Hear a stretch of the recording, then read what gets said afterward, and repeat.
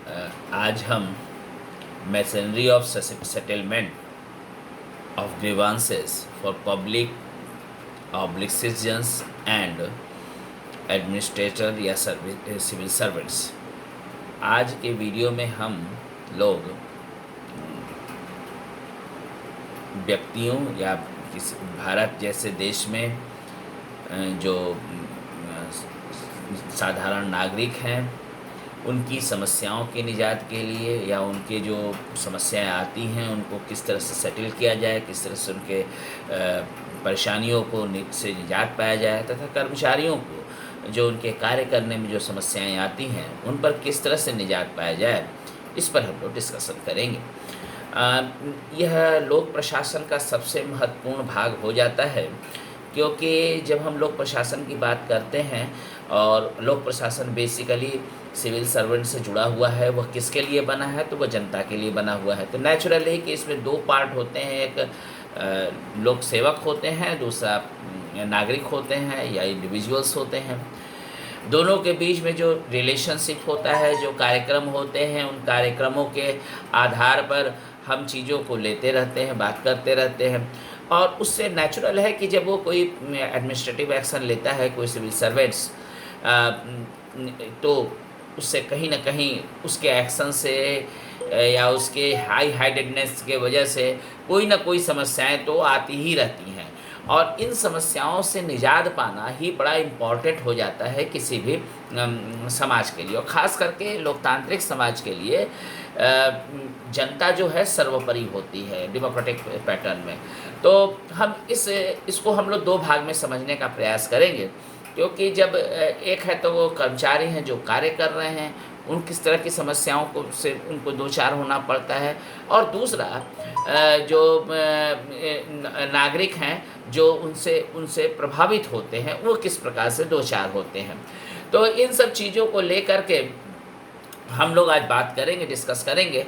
सबसे पहले हम डिस्कस करेंगे कि अगर जनता जो है, जो सिटीजन है, उसके ग्रीवांसेस को कैसे सेटल किया जाए, उनके ग्रीवांसेस को किस तरह से समाप्त किया जाए, ये सबसे पहला चीज़ है। उसके बाद दूसरे पार्ट पे हम लोग एडमिनिस्ट्रेटिव सर्विसेज में या सिविल सर्वेंट्स हैं, उनके ग्रीवांसेस को कैसे सेटल किया जाएगा, उनको किस तरह से बात की जाएगी। तो अगर हम आप देखें तो सबसे बड़ी चीज़ जो होती है भारत जैसे देशों में, जो सबसे बड़ी समस्या आती है या जो सबसे बड़ी चीज़ होती है या किसी भी देश में, वो होती है कि जो लोक सेवक होते हैं, लोक सेवक के हाई हैंडेडनेस की वजह से या लोक सेवकों के कार्य की वजह से जनता को कष्ट झेलना पड़ता है। तो अगर इसको देखें तो इसको हम तीन समझ से समझ सकते हैं। एक होता है कि पार्लियामेंट में जनता के प्रतिनिधि उनके सब बातों को उठाते हैं और उनके तरह के प्रश्नोत्तर के द्वारा भी कुछ समस्याओं का समाधान होता है। लेकिन एक इंस्टीट्यूशनल रूप में अगर हम देखें तो सबसे पहले इंस्टीट्यूशनल रूप में अम्बुड्समैन एक जैसी संस्था आती है। और ये अम्बुड्समैन जो शब्द है स्कैवेंडियन कंट्री में प्रयोग किया गया था सबसे पहले, और यह वह इंस्टीट्यूशन था जिसने जो एक माने कह सकते हैं कि ऑफिसर अपॉइंट करता है। कौन अपॉइंट करता है? तो पार्लियामेंट अपॉइंट करती है। वह ऑफिसर लोगों के ग्रीवांसेस को, उनकी जो समस्याएं हैं, जो चाहे मिनिस्टर के लेवल पर हों, चाहे सिविल सर्वेंट्स के लेवल पर हों, वो समस्याओं को निजात पाने के लिए उन समस्याओं को किस तरह से स्पीडी ट्रायल किया जा सके आउट ऑफ द कोर्ट। माने कोर्ट में जो होता ही है, एक अलग तो है, हम अपने समस्याओं के लिए कोर्ट में जाते हैं, कोई इंडिविजुअल जा सकता है, वह खर्चीला भी होता है और एक प्रोसीजरल उसमें प्रॉब्लम होता है। लेकिन उस खर्चीलेपन से बचने के लिए और जनता को तुरंत न्याय के लिए एक संस्था को बनाया गया, जिसको स्कैवेंडियन कंट्रीज़ में उसको अम्बुड्समैन के नाम से जाना जाता था। और इसके पीछे इसका जो पर्पज़ था, अगर आप कहें तो it is the earliest democratic institution for the redressal of public grievances. माने यह जो डेमोक्रेटिक रूप में या लोकतांत्रिक सबसे पुराना लोकतांत्रिक इंस्टीट्यूशन है जो लोगों के ग्रीवांसेस को सेटल करता है, उनको उसका समाधान करता है। इसका जो बेसिक है, जो यह it is based on the principle of administrative accountability या प्रिंसिपल ऑफ अकाउंटेबिलिटी। तो ये public accountability towards the parliament, माने ये पार्लियामेंट के प्रति जो अकाउंटेबिलिटी है उसके उस प्रिंसिपल के द्वारा गवर्न होता है। सबसे पहले 1908 में सबसे पहले 1809 में स्वीडन में इस्टेब्लिश हुआ था। उसके बाद फिनलैंड में 1919 में, डेनमार्क में 1955 में, नॉर्वे तथा न्यूजीलैंड में 1962 में इस्टेब्लिश हुआ था ये इंस्टीट्यूशन। और इसकी जो बनाई जाती रूपरेखा, जो ये पार्लियामेंट के एक्ट के द्वारा बनाया जाता है, और वहाँ पर वो काम करना शुरू किया। ब्रिटेन में इसका जो स्वरूप बना जो लागू हुआ वो 1967 में लागू हुआ। और यहाँ पर उसका जो नया उसका जो नोमेनक्लेचर था उसको कहा जाता था parliamentary commissioner. Parliamentary commissioner parliament appoint करता था और उसके द्वारा ये कार्य होता था इसको है। लेकिन यह पार्लियामेंट्री कमिश्नर के पास कोई भी इंडिविजुअल डायरेक्ट नहीं जा सकता था, उसको जाने के लिए एमपी के थ्रू जाना पड़ता था, मेंबर ऑफ पार्लियामेंट के थ्रू जाना पड़ता था। इसीलिए इसको कहा जाता था कि एमपी फिल्टर भी कहा जाता था। एमपी उसको फिल्टर कर देते हैं। मान लीजिए कोई समस्या है जिसको एमपी निजात कर सकते हैं मंत्री लेवल पर, तो ठीक है, अदरवाइज वो फिल्टर होकर के पार्लियामेंट्री कमिश्नर के पास जाता था और वो उनकी सुनवाई करके उसके सेटलमेंट का ग्रीवांसेस को करता था। ये जो है यह एडमिनिस्ट्रेशन का जो इसका पर्पस जो है कि जो एडमिनिस्ट्रेशन को सुपरवाइज करना और प्रोटेक्ट करना इंडिविजुअल राइट्स का, ये बेसिक इसका ऑब्जेक्टिव जो इसके पीछे है वह कि इंडिविजुअल के राइट्स को बचाए रखना, उनके इंडिविजुअल राइट को बनाए रखना और खास करके एडमिनिस्ट्रेशन पर एक वॉचडॉग के रूप में कार्य करना। भारत में इस प्रक्रिया को सबसे पहले ARC 1960 एडमिनिस्ट्रेटिव रिफॉर्म कमीशन 1966 में जब बना था तो उसने रिकमेंड किया था कि 2 तरह के इंस्टीट्यूशन को बनाया जाना चाहिए। और ख़ास करके उसी संदर्भ में हम आगे आप बात करेंगे कि विजिलेंस कमीशन का भी निर्माण हुआ था, लेकिन वो हम अभी आगे बात करेंगे। लेकिन पहले अम्बुड्समैन पर बात करते हैं। तो उसमें कहा था कि लोकपाल और लोक आयुक्त का निर्माण किया जाना चाहिए और लोकपाल और लोक आयुक्त जो हैं वह इन चीज़ों को समाप्त करें। लोग होना चाहिए केंद्र के लेवल पर लोकपाल और राज्य के लेवल पर लोकायुक्त बनाया। ये सत्य है कि इसके लिए कई बार लगातार कई पार्लियामेंट में इस पर बनते रहे। एक्ट आए 1985 में, फाइनली एक्ट है 1978 में एक्ट आया जिसमें जनता पार्टी के सरकार के समय जिसमें प्राइम मिनिस्टर को भी इंक्लूड किया गया था, लेकिन वह नहीं बन पाया। 1985 में फिर एक्ट आया था, लेकिन वह बाद में उसको विड्रॉ कर लिया गया। लेकिन इसके बाद लगातार संघर्ष चलता रहा। हर सरकारों ने कभी कभी वादा किया, कभी 89 में आया 90, लेकिन यह कभी मूल रूप नहीं ले पाया। यह मूल रूप भारत में लेता है जब 2012-13 में लोकपाल 12 में करीब 11-12 के समय में लोकपाल को लेकर जन आंदोलन होता है। उस जन आंदोलन के बाद यूपीए की गवर्नमेंट ने 2013 में यह एक्ट को पार्लियामेंट से पास करती है और लोकपाल उसका अस्तित्व में आता है। भारत में लोकपाल और लोकायुक्त। यह सत्य है कि राज्यों में लोकायुक्त तो काम करता रहा, लेकिन केंद्र में कभी लोकपाल नहीं पाया। दुर्भाग्य की बात है कि यह लोकपाल जो भी बना था, जो पार्लियामेंट में 2013 में पास हुआ था, लेकिन 2019 तक वह बन नहीं पाया, वो काम नहीं पाया। 2019 में पहली बार भारत में लोकपाल को नियुक्त किया, जिसमें पीसी घोष करके बने, उसके चेयरमैन बने, और वो फिर उसके बाद लोकपाल के कार्यों के बारे में उसके लोकपाल के एक्ट में दिया हुआ है, जिसमें वह लेता है, उसके सदस्य होते हैं, उन सदस्यों के आधार पर उन चीज़ों को किया जाता है। और इसमें अगर आप देखें तो इसमें जो मेंबर्स होते हैं लोकपाल में उसमें चीफ सेक्रेटरी माने वो चीफ जस्टिस, उसमें आधे पद जो होते हैं टोटल उसके मेंबर्स जो अगर देखेंगे तो टोटल 13 मेंबर होते हैं, जिसमें से आधे जो होते हैं वो ये जुडिशियल साइड से आते हैं और रेस्ट जो आते हैं एडमिनिस्ट्रेटिव या सोशल सर्विसेज से जुड़े हुए लोग रहते हैं। जो टर्म होता है लोकपाल का वो 5 साल का होता है और उसकी मैक्सिमम एज 70 ईयर्स होती है।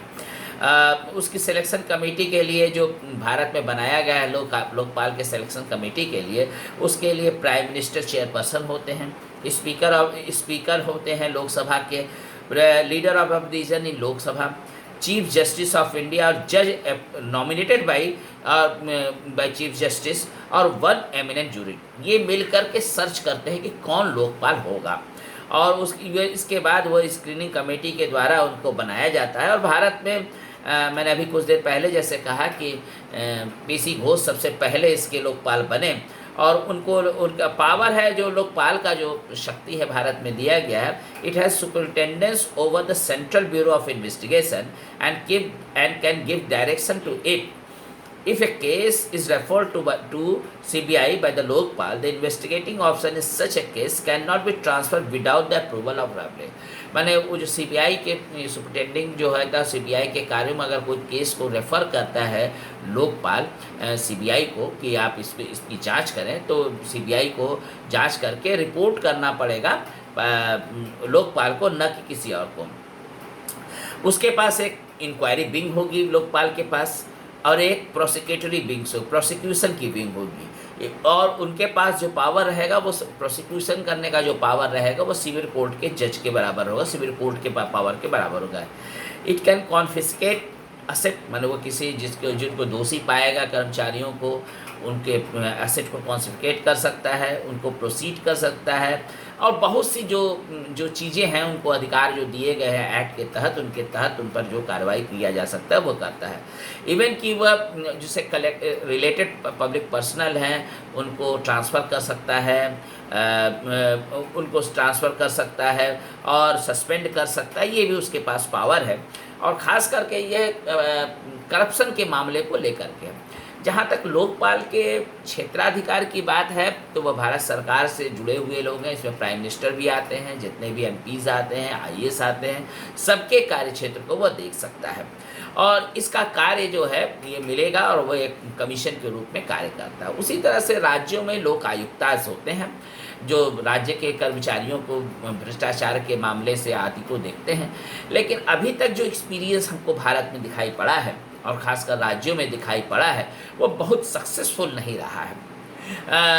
मोटे तौर पर चूँकि अभी 2019 में ही हमारे यहाँ पहली बार लोकपाल को गठन किया गया है, लगभग 5 साल के बाद उस पर हिच बनी रही और किया गया है, लेकिन उस पर कोई बहुत कॉन्क्रीट दिखाई नहीं पड़ा है। लेकिन तब भी यह मान सकते हैं कि पब्लिक ग्रीवांसेस को सेटल करने के लिए एक बहुत बढ़िया इंस्टीट्यूशन है, जिसके द्वारा कोई भी व्यक्ति किसी भ्रष्टाचार के मामले में, चाहे वह प्राइम मिनिस्टर को लेकर के हो, मिनिस्टर को लेकर के हो, एडमिनिस्ट्रेटिव सर्विसेज को लेकर के हो, वो जा सकता है और उसके आधार पर वो अपने ग्रीवांसेस को पा सकता है, या उन पर भ्रष्टाचार के मामले हैं उनकी जाँच करवा सकता है।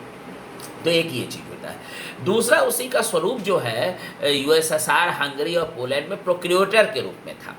तो वो लोग क्या था, उनको भी पावर मिला था कि वो भी इसी तरह का इंस्टीट्यूशन था जो ओल्ड माने यूएसएसआर में पाया जाता था, हंगरी उसमें, और उन लोग का जो काम रहता था वो भी उनका भी काम जो है प्रोक्यूरेटर का काम है कि नागरिकों की शिकायत का निपटारा करना तथा विभिन्न स्तरों पर उनके कार्य की वैधता को प्रदान करना, प्रोक्यूरेटर का काम था। फिर उसके बाद तीसरा इंस्टीट्यूशन है जो हम कह सकते हैं, मैंने कहा था कि एआरसी में यह रिकमेंड किया गया था कि करप्शन की मामला और संथानम कमेटी ने रिकमेंड किया था कि अगर करप्शन का मामला आता है एडमिनिस्ट्रेटिव सर्विस के लिए तो विजिलेंस कमीशन बनाना चाहिए। तो उसके आधार पर भारत सरकार ने कानून बना, अब तो स्टैट्यूटरी बॉडी बन गई है सेंट्रल विजिलेंस कमीशन और स्टेट विजिलेंस कमीशन। उसके पास भी कोई व्यक्ति जा सकता है और करप्शन के मामले में इन बातों को ले सकता है। दूसरा जो इंस्टीट्यूशन है उनके ग्रीवेंसेस के लिए वो सीबीआई है, सेंट्रल ब्यूरो ऑफ इन्वेस्टिगेशन, जिनके पास भी लोग लॉन्च कर सकते हैं, सरकार उनको केसेस देती है, लोग इंडिविजुअल भी उनके पास पे कर सकते हैं कि आप इस पर जांच कराइए, या कोर्ट में जाकर पीआईएल के द्वारा भी कोर्ट को मजबूर करते हैं कि भ्रष्टाचार के मामले में आप सीबीआई से जांच कराइए। हमने देखा है कि बहुत से करप्शन के मामले में पीआईएल के द्वारा ही पीआईएल में पब्लिक इंटरेस्ट लिटिगेशन के द्वारा सुप्रीम कोर्ट ने बहुत से भ्रष्टाचार के मामले की जांच की। तो हम पाते हैं कि लोगों के ग्रीवांसेस जो हैं, लोग पब्लिक के ग्रीवांसेस को सेटल करने के लिए ये इंस्टीट्यूशन, और इसके साथ अब दूसरी तरफ हम जाते हैं, देखते हैं कि ये तो ठीक है, पब्लिक अपने उनके करप्शन के मामले को ले सकती है। दूसरी तरफ ये देखना पड़ता है कि जो सिविल सर्वेंट है, जो काम कर रहे हैं, जो विषम परिस्थितियों में कभी भी काम करते हैं, उन पर जो एक कानूनी बाध्यता रहती है, उन कानूनी बाध्यताओं के भीतर जो उनको काम करना पड़ता है, तो उनको किस तरह का प्रोटेक्शन मिल पाता है, या उनकी समस्याओं को निदान पाने के लिए क्या किया जा सकता है। तो भारत में जो इन समस्या को निदान पाने के लिए कुछ संवैधानिक अधिकार दिए गए हैं, जो संविधान के द्वारा कुछ अधिकार प्रदत्त किए गए हैं भारतीय संविधान की धाराओं में, जिसमें आर्टिकल 309 है, जिसमें केंद्रीय सेवाओं के पदों पर नियुक्त करने वाले लोग जो होते हैं, व्यक्तियों की भर्ती और उनके सेवा को नियमित करने का अधिकार है। संविधान के अनुच्छेद 302 में यह प्रावधान किया गया है कि अखिल भारतीय सेवा और केंद्रीय सेवाओं के सदस्य राष्ट्रपति की अनुमति से ही उसके पद पर बने रहेंगे। संविधान की धारा 311 में यह बताया गया है कि अगर अखिल भारतीय सेवा और केंद्रीय सेवा में कोई व्यक्ति काम कर रहा है, उनके सेवा के प्रतिकूल रूप से कोई परिस्थिति नहीं दिया जा सकता है, माने वो उनके सेवा शर्तों में कोई बदलाव नहीं जा सकता है। इसके साथ साथ 42वें संविधान संशोधन के द्वारा आर्टिकल 323A में 323A एक खंड जोड़ा गया, जिसमें एडमिनिस्ट्रेटिव ट्राइब्यूनल बनाने की बात हुई कि जो कर्मचारी रहेंगे उनकी समस्या, उनके ग्रीवांसेस को सेटल करने के लिए एडमिनिस्ट्रेटिव ट्राइब्यूनल बनाई जाएगी, और इसके द्वारा, इस एडमिनिस्ट्रेटिव ट्राइब्यूनल के द्वारा उनके समस्याओं को निभाया गया, जिसको हम लोग आजकल जानते हैं कैट के नाम से जाता है, सेंट्रल एडमिनिस्ट्रेटिव ट्राइब्यूनल। जो यह मैंने अभी कुछ देर पहले कहा कि 42वें संविधान संशोधन के द्वारा इसको इंसर्ट किया गया था, आर्टिकल 323A इंसर्ट किया गया था। इसके आधार पर उसमें कहता है कि एक बनाया जाएगा, सेंट्रल ट्राइब्यूनल बनाया जाएगा, और जिसमें जो पब्लिक, जो एम्प्लॉय हैं, जो कर्मचारी हैं, उन पर अगर कोई समस्याएं आती हैं, उन पर एक्शन लिया जा सकता है, तो स्पीडी रिड्रेसल के लिए वे उनके पास जा सकते हैं। इसके जो इतिहास को अगर देखें तो CAT was established in 1985 under the act a statutory body, मानी ये एक स्टैट्यूटरी बॉडी है जो एक एक्ट के द्वारा 1985 के द्वारा बनाया गया है। यह मल्टी मेंबर बॉडी है। इसमें एक टोटल इसके में 49 मेंबर्स होते हैं, इसमें एक चेयरमैन होते हैं और 16 वाइस चेयरमैन होते हैं। देयर टर्म आर 5 ईयर्स, उनके जो मेंबर होते हैं, जो चेयरमैन होता है, उनके 5 ईयर्स होता है। अनटिल दे अटेंड द, मैंने उनका मेंबर्स के जो टर्म है पूरा वो 5 ईयर्स का है, until they attend the 65 year, जो चेयरमैन का 65 ईयर, 5 साल जो भी पहले आएगा वो लागू होता है। ठीक उसी तरह मेंबर्स के ऊपर 62 ईयर्स या 5 ईयर्स। तो इस आधार पर वो कार्य करते हैं, वो कमीशन है, कैट रहता है, और यह पूरे भारत में फैला हुआ है। जहाँ जहाँ हाई कोर्ट के बेंच हैं वहाँ पर इसको लगाया। टोटल 17 कैट हैं, जिसमें 15 जो हाई कोर्ट के बेंच के साथ अटैच हैं, 2 जयपुर और लखनऊ में अलग से हैं, जिनके यहाँ पर कोई जो अपने जा सकता है, कोई भी एडमिनिस्ट्रेटिव जिनके खिलाफ उसको लगता है कि नाइंसाफ़ी हुई है, सरकार के द्वारा किया गया या किसी और के द्वारा किया गया, नाइंसाफ़ी हुई है, तो स्पीडी ट्रायल के लिए और बिना खर्च के लिए वो उनके पास जा सकता है। ये इसका फंक्शन क्या है, जो कैट है उसका है provide speedy and inexpensive justice to the aggrieved civil servant. माने ये स्पीडी जल्दी से, चूँकि कैट एक छोटा सा बॉडी है, ट्राइब्यूनल है, और वह उनके बारे में उनके प्रति दे सकता है। जैसे मान लीजिए किसी सिविल सर्विस का ट्रांसफ़र किया जाता है, बार बार किसी को डिमोट किया गया या किसी अलग तरह का एलिगेशन लगा के हटा दिया गया, तो वो अपने अधिकारों के लिए जा सकता है। उसमें स्पीडी होता है जस्टिस, और उसके बाद पैसा उसमें नहीं लगता है। ये इसका जो आधार है इस ट्राइब्यूनल के कार्यक्रम का है, प्रिंसिपल ऑफ नेचुरल जस्टिस है। और इसके बाद है ये इसका जो बाउंड जो है, माने ये CPC central civil procedure code से कि 1908 से ये कोई इसका रिलेशन नहीं है, उसके बधा हुआ नहीं कि इसका प्रोसीजर्स जो होना चाहिए, प्रोसीजर जो फॉलो किया जाएगा, जो CPC एक्ट 1908 है उसको फॉलो किया जाए, ऐसा कुछ नहीं है इसके साथ। इसके साथ इसका जो कवरेज एरिया है, कौन कौन लोग कैट में आते हैं सेंट्रल ट्राइब्यूनल में, उसमें ऑल इंडिया सर्विसेज के लोग, सेंट्रल सर्विसेज के लोग, और सेंट्रल गवर्नमेंट में जॉब करने वाले। लेकिन आर्मी के लोग या एक serviceman, supreme court, high court, इसके जो सदस्य हैं वो इसके क्षेत्र में नहीं आते हैं। और यह इसके सबसे बड़ा प्रॉब्लम क्या है कि और ये अगर कोई जजमेंट देता है किसी के बारे में तो उसको चैलेंज किया जा सकता है सुप्रीम कोर्ट में। तो ये है। दूसरा एक इंस्टीट्यूशन है जिसके बारे में हम लोग बात किए थे, सेंट्रल विजिलेंस कमीशन। ये सेंट्रल विजिलेंस कमीशन किसी भी एडमिनिस्ट्रेटिव सर्विस के, जो अब स्टैट्यूटरी बॉडी बन गई है और यह मल्टी बॉडी हो, यह किसी भी वह एडमिनिस्ट्रेटिव सर्विसेज में कि करप्शन का चार्जेज होता है या किसी और इस तरह के चार्जेज होते हैं, उन चार्जेज को उनको सौंपा जाता है, या सरकार के द्वारा सौंपा जाए या कोर्ट के द्वारा, और उनके इंक्वायरी के द्वारा उन पर चार्जेस को फ्रेम किया जाता है या फिर उनको बताया जाता है कि गलत है कि नहीं। यह कार्य करती है और ये probity in the social civil services लाने का प्रयास किया जाता है। उसी आधार पर राज्यों में भी सेंट्रल स्टेट विजिलेंस कमीशन बनाया जाता है जो करप्शन के मामले को देख सकता है। तो कोई भी इंडिविजुअल अपने समस्याओं को लेकर के ऐसे इंस्टीट्यूशन के पास जा सकता है और वहाँ पर जाने के बाद वह अपने समस्याओं का निजात पा सकता है। तो मोटे तौर पर हम देखेंगे कि जो हमारे नागरिक होते हैं, कि हमारे देश के नागरिक खासकर भारत के संदर्भ में या अन्य किसी भी देशों में भी इन चीज़ों पर काम करते हैं। एक और इम्पॉर्टेंट चीज़ मैं यहाँ पर बताना चाहता हूँ कि फ्रांस जैसे देश में जहाँ पर एडमिनिस्ट्रेटिव लॉ सिस्टम लागू है, वहाँ पर एक अलग से एडमिनिस्ट्रेटिव कोर्ट बनाया जाता है जिसमें जो एडमिनिस्ट्रेशन में काम करने वाले व्यक्ति हैं, जो प्रशासन में, उनको अगर जस्टिस देना रहे और उनके समस्याओं को उनके संदर्भ में देखने का प्रयास किया जाता है। तो एक ऐसा प्रयास है जिसमें एडमिनिस्ट्रेटिव सर्विस के जो काम करने वाले, सिविल सर्विस में काम करने वाले लोग हैं, उनको एक तरह से सेफ गार्ड मिलता है। तो मोटे तौर पर हमने पूरे इस वीडियो में हम लोगों ने यह समझने का प्रयास किया है कि भारत में या अन्य देशों में जनता के ग्रीवांसेस को और जनता के साथ साथ एडमिनिस्ट्रेटिव सर्विसेज में काम करने वाले, सिविल सर्विसेज में काम करने वाले ग्रीवांसेस को किन इंस्टीट्यूशंस के द्वारा सेटल किया जाता है, उनके समस्या का निदान किया जाता है। तो आज यहीं तक। मैं डॉक्टर राजेंद्र भारती, भूतपूर्व विभागाध्यक्ष राजनीति विज्ञान विभाग, कोल्हान विश्वविद्यालय, अभी ABM कॉलेज में वरीय शिक्षक हूँ। अगर इससे कोई रिलेटेड कोई क्वेरी या कुछ समस्या, कोई समाधान चाहते होंगे तो आप हमसे बात कर सकते हैं।